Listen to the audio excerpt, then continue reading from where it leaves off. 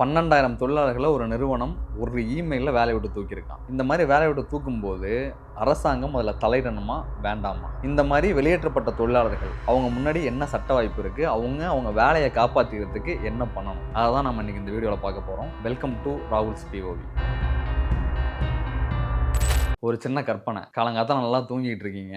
ஒரு 6 மணிக்கு உங்கள் ஃபோனில் ஒரு இமெயில் ஒன்று வருது. இமெயில் எங்கேருந்து வந்திருக்குன்னா உங்கள் கம்பெனிக்காரங்கிட்டேருந்து வந்திருக்கு. அந்த கம்பெனியில் நீங்கள் ஒரு 20 வருஷம் வேலை பார்த்துட்டு இருக்கீங்க. என்ன மெயிலில் சொல்லியிருக்காங்கன்னா, ப்ரோ இன்னையிலேருந்து நீங்கள் வேலைக்கு வர வேணாம். 20 வருஷமாக இந்த கம்பெனிக்காக நீங்கள் உழைச்சி கிளச்சதெல்லாம் போதும். நாங்கள் உங்களை வேலையிலேருந்து தூக்கிட்டோம். உங்களுக்கு காம்பன்சேஷனாக 3 மாதம் சம்பளம் கொடுத்துட்றோம். அதுக்கான டாக்குமெண்ட்டை டிஜிட்டலி இதே மெயிலில் அட்டாச் பண்ணியிருக்கோம். நீங்கள் டிஜிட்டலி சைன் பண்ணி கொடுத்தா போதும். நீங்கள் ஆஃபீஸ் கூட வர தேவையில்ல. இன்னையோட உங்களுக்கும் எனக்குமான பந்தம் முடிஞ்சு போச்சு அப்படின்னு சொல்லிட்டு அந்த மெயிலில் இருக்கு. அந்த செய்தியை படிக்கும்போது உங்களோட மனநிலை என்னவா இருக்கும்? இந்த தலையில இடி விழுந்த மாதிரி இருக்கு அப்படின்னு சொல்லுவாங்கல்ல, கிட்டத்தட்ட அது மாதிரி தான் உங்களோட மனநிலை இருக்கும். இதை கற்பனை பண்ணி பார்க்கறது எவ்வளவு மோசமா இருக்கு.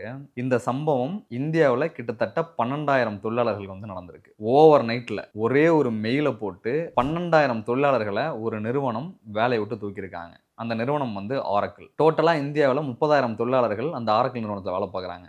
அதுல கிட்டத்தட்ட 40% பேர் 12,000 பேரை ஒரே ஒரு மெயிலை போட்டு தூக்கி வெளியே எறிஞ்சிட்டாங்க. அந்த தொழிலாளர்கள்லாம் கிட்டத்தட்ட 10 வருஷம் 15 வருஷம் 20 வருஷம் அந்த நிறுவனத்தில் சர்வீஸ் போட்ட நபர்கள். அவங்கள கூப்பிட்டு ஒரு வார்த்தை கூட பேசாம இந்த மாதிரி ஒரு விஷயம் பண்ண போறோம்னு இன்ஃபார்ம் பண்ணாம அவங்க வீட்டில் தூங்கிட்டு இருக்கும்போது, இனிமே நீ கம்பெனி பக்கம் கூட வரக்கூடாது, உனக்கும் எனக்குமான உறவு முடிஞ்சு போயிடுச்சு அப்படின்னு சொல்லி ஒரு மெயிலை போட்டு வெளியே தூக்கி எறிஞ்சிட்டாங்க. இந்த மாதிரி 12,000 தொழிலாளர்கள் ஒரு நிறுவனத்திலேருந்து வெளியேற்றப்படுறாங்க. இதுவே மற்ற நாடுகளில் நடந்திருந்தா என்ன நடந்திருக்கும் அப்படின்னா, ஒரு கலெக்டிவ் ஆக்ஷன் ஒன்று எடுத்திருப்பாங்க. அதாவது இந்த தொழிலாளர்கள்லாம் சேர்ந்து அந்த நிறுவனத்துக்கு எதிராக போயிட்டு ஒரு கேஸ் போடுறது, ஃபைட் பண்ணுறது, அங்கே என்னென்ன வாய்ப்புகள் இருக்கோ, என்ன தொழிலாளர் நல சட்டங்கள் இருக்கோ, அதை பயன்படுத்தி அந்த நிறுவனத்து மேலே போயிட்டு ஏதாவது கேஸ் சார்ஜ் பண்ணி அவங்களோட வேலையை மீட்டெடுக்கிறதுக்கு சரியான காம்பன்சேஷன் வாங்குறதுக்கான முயற்சிகளை ஈடுபட்டுட்டு இருப்பாங்க. ஆனால் இங்கே இந்தியாவில் தான் இந்த மாதிரி எதுவுமே கிடையாதுல்ல.